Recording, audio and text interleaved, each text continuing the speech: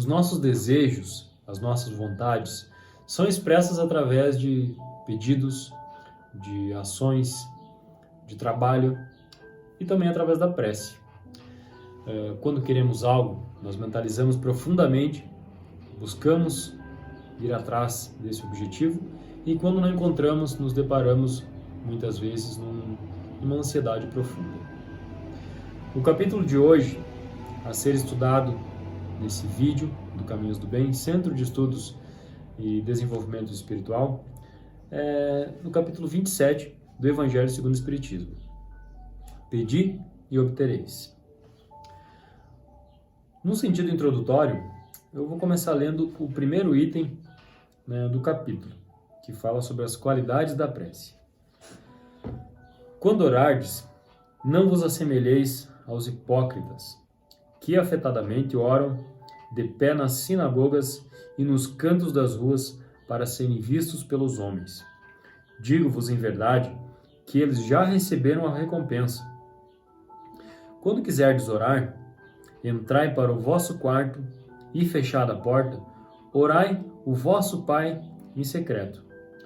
E o vosso Pai, que os vê e que passa também em segredo, vos dará a recompensa. E para dar um pouco mais de sentido introdutório aqui ao nosso estudo de hoje, eu trouxe o item 3, que é uma parábola do fariseu e o publicano. 2 homens subiram ao templo para orar. Um era fariseu, o publicano era o outro.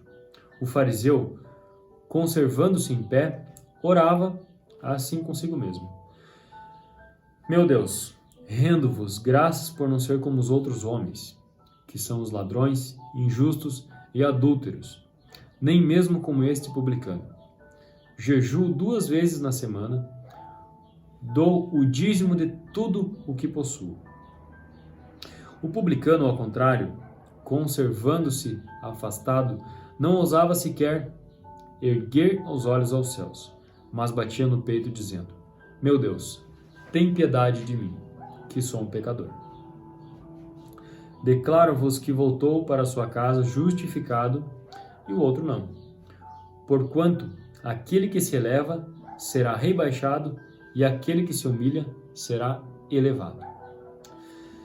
Então, o princípio de ser justo, de ser um homem de bem, vem desde a antiguidade, que haviam princípios a serem seguidos, para se tornar de fato um homem justo, um homem no sentido espécie, da raça humana, que seriam os 2 principais: amar a Deus sobre todas as coisas e amar ao próximo como a si mesmo. O restante dos mandamentos, ou como queiram chamar, seriam complementos das suas obrigações, dessas 2 primeiras obrigações. Então é fato falar que a humildade é um requisito básico para nos tornarmos homens de bem. No Livro dos Espíritos, codificado por Allan Kardec, temos a questão 658, que ele questiona a espiritualidade da seguinte forma: a prece é agradável a Deus? E os espíritos respondem: a prece é sempre agradável a Deus quando é ditada pelo coração, porque a intenção é tudo para Ele, e a prece do coração é preferível à que se pode ler, por bela que seja, se as lês com mais os lábios do que com o pensamento. A prece é agradável a Deus quando é dita com fé, fervor e sinceridade, mas não creiais que ela seja tocada pelo homem fútil, orgulhoso e egoísta, ao menos que isso seja da sua parte um ato sincero de arrependimento e da verdadeira humildade. Então nós estamos a todo momento passíveis de retratação, de arrependimentos. Então, que nós buscamos sempre fazer essa oração com o mais profundo que nós temos, nos livramos de qualquer tipo de orgulho e comparação com os outros, Se for para comparar, que seja para encontrar o que há de mal em nós mesmos, o que nós fizemos de mal ao outro. Quais são os mecanismos da prece? O que se dá o pedi e obtereis. O Espiritismo veio para trazer a nós, no item 9, aqui no capítulo 27, que a prece é uma invocação, mediante o qual o homem entra pelo pensamento em comunicação com o ser que se dirige. Então nós nos conectamos através do pensamento com outros seres. E se nós nos conectamos com outra pessoa, mesmo sem estar em espaço físico, nós podemos também nos conectar com Deus, estando numa vibração um pouco mais elevada. Então a prece é uma conexão. É a conexão que nós temos hoje, por exemplo, através desse vídeo, você na sua casa, no conforto do seu lar, ou onde quer que esteja, e consiga receber essa mensagem, e captar da melhor forma possível.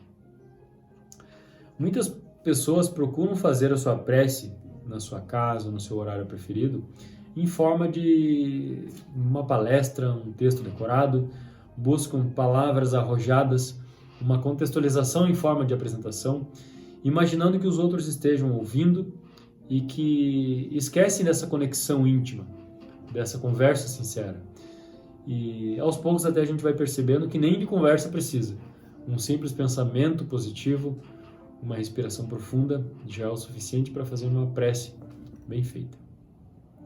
E o que é uma prece se não é essa conexão com Deus? E essa conexão pode ser de uma forma direta também. Comparando uma proporção menor, né, nos sentimentos humanos, digamos, a relação de mãe e filho, de pai, de marido e esposa, enfim, com a pessoa que você ama. Nem sempre quando você está com essa pessoa que ama, você está falando algo. É um olhar sincero, é um sentimento de gratidão, de aprovação, de se sentir acolhido, de se sentir aprovado, né? Então, sem ter falado absolutamente nada, você tem essa conexão imensa. E qual que é a distinção da prece e do desejo, das nossas vontades? Bom, a prece é o nível mais alto da educação dos nossos desejos, das nossas vontades, que precisam ser melhoradas também a cada dia. A evolução só se dá a partir dos nossos desejos e da vontade de percorrer este ou aquele caminho, né? E Deus vai desdobrando providências no sentido de atender quando essas reivindicações, e claro, estão dentro das leis do amor, da justiça, o equilíbrio. Então é um processo, sim, educativo. Sintonizar o nosso desejo a ponto de estar condizente com o nosso melhoramento, deixando de lado o egoísmo, a vaidade e o ego. Então, com isso, a gente percebe que existem maneiras mais apropriadas de orar, maneiras em que você pode praticar a sua melhor oração. O texto nos diz que, quando quiserdes orar, entrai para o vosso quarto e, fechada a porta, orai ao vosso Pai em segredo e silêncio. Muitas pessoas também levam ao pé da letra essa expressão de entrar no nosso quarto e fechar a porta, se manter em isolamento, enclausurado, em silêncio absoluto, que só assim é o cenário ideal para a oração. E nem sempre é. Nós podemos orar em meio a diversos cenários, a turbulências, quando estamos ansiosos, em meio à confusão, a qualquer momento. Fechar a porta seria buscar o nosso íntimo, se isolar do ambiente, por mais que seja em pensamento. Senão isso acaba sendo por uma alimentação de ego, né? Uma apresentação para outras pessoas, né? E o ego foi feito justamente para nós desfazermos. E existem também aquelas preces somente de ego. Senhor, me dá um carro. Senhor, eu preciso de uma casa. Senhor, paga minha conta. Me arrume aquela pessoa ideal para mim namorar, para mim casar. Então, que não é dessa forma, né? Então a gente precisa de um sentido de cooperação. Será que eu estou fazendo aquilo que condiz com o que eu estou pedindo? Será que eu preciso comprar o meu carro? Será que eu estou pensando em bens materiais e estou levando em consideração os valores, os princípios antes disso? ou os bens materiais são acima de tudo para mim? Então nós precisamos pensar que para sermos atendidas as nossas preces, nós precisamos trabalhar para isso. Tem preces, né, como diz um ditado, tem preces que não passam pelo céu da boca. Eu aconselho a gente a fazer sempre um exercício antes de fazer uma prece. Quando a gente vai sentar para fazer a nossa oração, nós pensarmos antes: eu estou merecendo isso que eu vou pedir? Eu fiz o suficiente para merecer? Eu estou pronto para receber isso que eu estou prestes a pedir? Isso será benéfico para o meu desenvolvimento? Então, nós devemos buscar sempre a melhoria em forma de retratação, em forma de arrependimentos, porque todos os dias nós temos algo para melhorar. Todos os dias nós precisamos melhorar em algo. Então, é necessário um mínimo de recursos na supressão dos grandes infortúnios que atingem o próximo. Nós temos que pensar o que de mal nós estamos fazendo a outra pessoa, seja direcionando um pensamento negativo. Mais uma questão aqui do Livro dos Espíritos, que é a 659, Kardec questiona: qual é o caráter geral da prece? A prece é um ato de adoração. Orar a Deus é pensar nele, se aproximar dele e colocar-se em comunicação com ele. A prece pode ser proposta por 3 coisas: louvar, pedir e agradecer.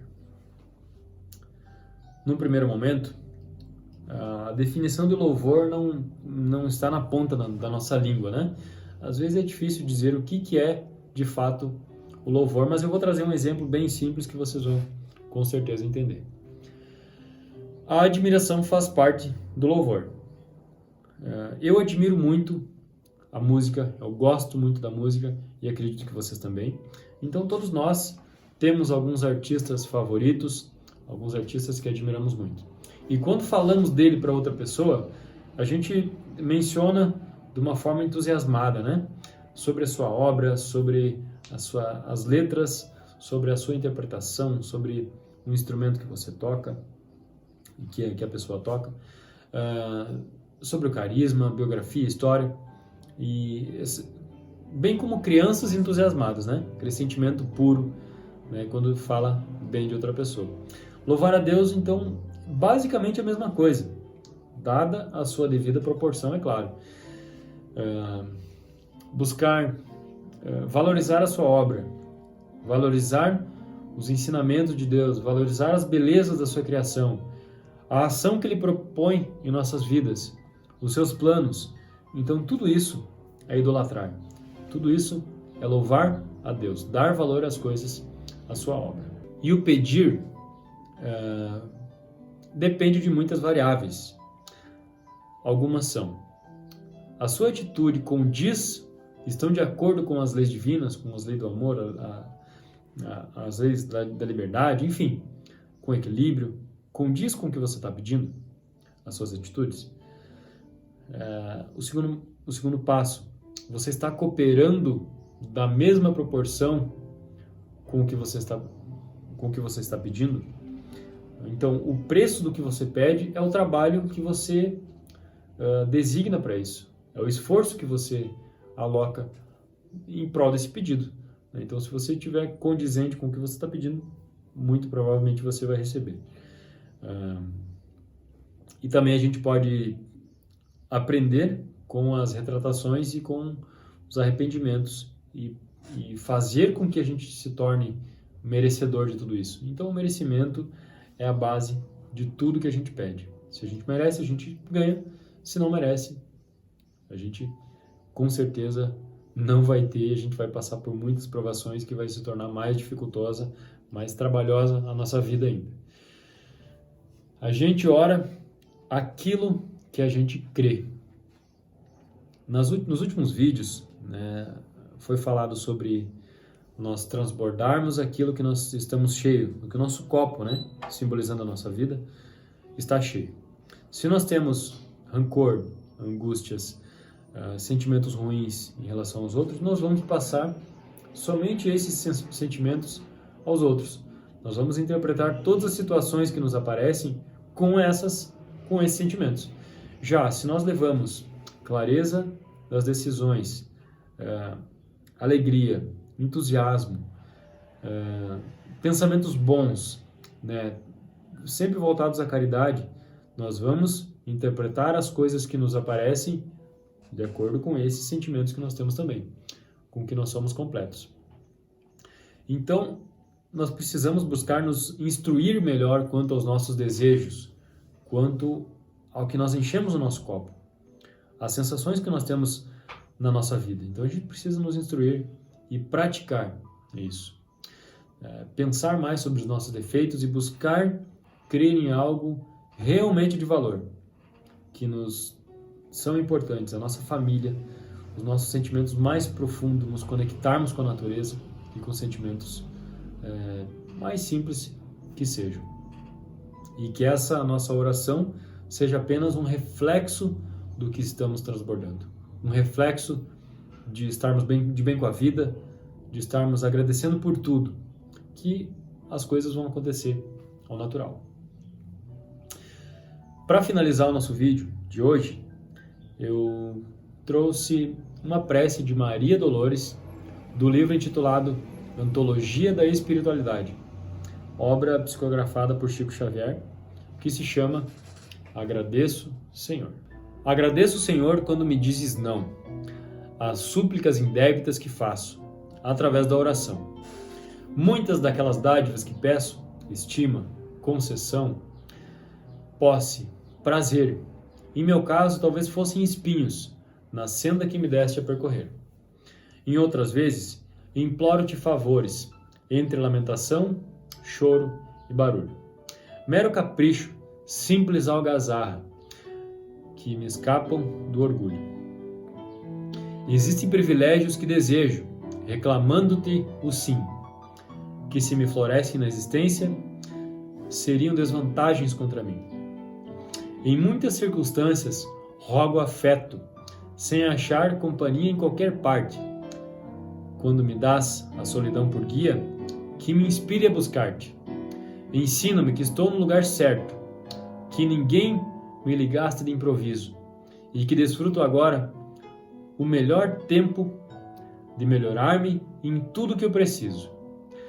Não me escutes as exigências loucas, faz-me perceber que alcançarei além do necessário, se cumprir o meu dever.